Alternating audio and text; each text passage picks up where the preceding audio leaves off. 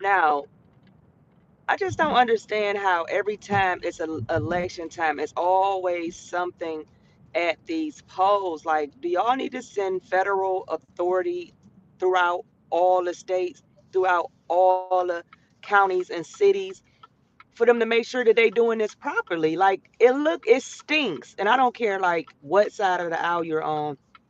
It stinks. It stinks. Like, you have Brenda Snipes. Every election year is always a problem in her. It's in her county. Why is it always a problem in your county? Like, how in the world you can't get this right? How is y'all finding boxes, ballots that's in the closet? Like, this should be inhumane. Like, y'all need to have a space that's locked up and secure for provisional ballots that's coming in, that made it in at the deadline, that fix a thing. So this is what you have to understand. There is a lot of voter fraud. You can have a mail-in ballot. They don't check and make sure that you're dead or anything. They just send you mail-in ballots. They sent to my house a mail-in ballot for somebody that must have had my house before me. So I could have sent in they ballot as them. I could have asked for an absentee ballot and sent it in as them.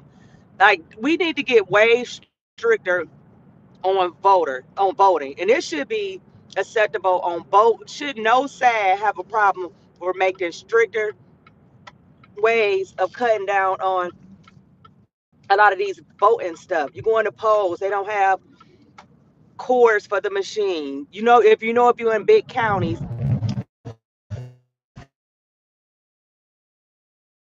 booth, you already know that your address has.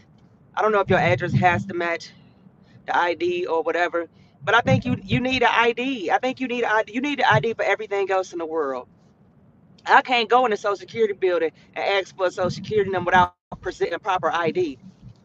Like, that makes sense. Why is we taking voting like it's just something that's not that serious that we don't need an ID? Yes, we do. We need an ID. We need an ID to vote. And all these signatures that don't match. Come on now. I've been had the same. You can go look at my signature from the first time I ever had an ID. Signatures, I never known for signatures to change. My signature been the same every. You could go look at all my IDs from years and years ago. My signature has been the same. I don't understand that. When you filling out stuff, you have to fill out stuff properly. Like, this ain't got nothing to do with color. And quit making it seem like black folks can't fill out stuff properly. Like, we that down bad that we can't fill out stuff properly. We can fill out applications properly. It's just misinformation that's on these ballots that look fishy. That look fishy. And all that stuff need to be investigated. What they need to do is all those ballots before they cast them, call that person, get in touch with that person somehow, and ask them, who did you vote for? Did you cast this ballot? That'll solve all that. And all these missing ballots and all these mail-in ballots, people say they didn't get. Okay, confirm that person. That's not hard. That's all you got to do is confirm that person. Confirm that person to make sure this is the person that has this, that cast this ballot. Like, how? Listen, they need to get a deadline. But y'all have a deadline with voting. Y'all have a deadline with register to vote. So how is it that y'all act like y'all can't get this stuff properly done? It just doesn't make any sense.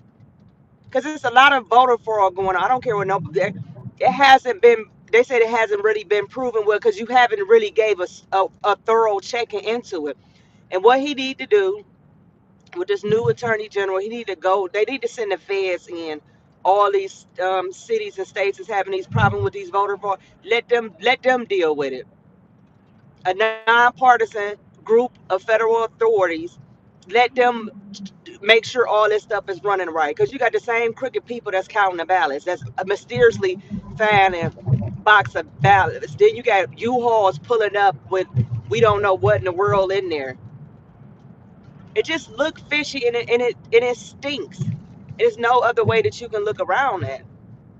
Like, it's just common sense. We can count all the votes in the like. I'm not the king to all that. You found this in the corner and you found that this way. Like, why? Who placed those boxes in that closet? We need to get down to the bottom of who placed those in the closet.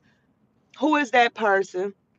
Investigate that person. Tell them why. How the hell you leave these? Is that where y'all supposed to put these ballots at in this closet? We need to ask. It's a lot of questions that we not seeming to ask, and the media ain't asking these questions. A person with common sense will answer these type of questions. It just doesn't make any sense. Like, I'm sick of every year it's a problem. Every year is a problem. Big problems, not small problems, big problems.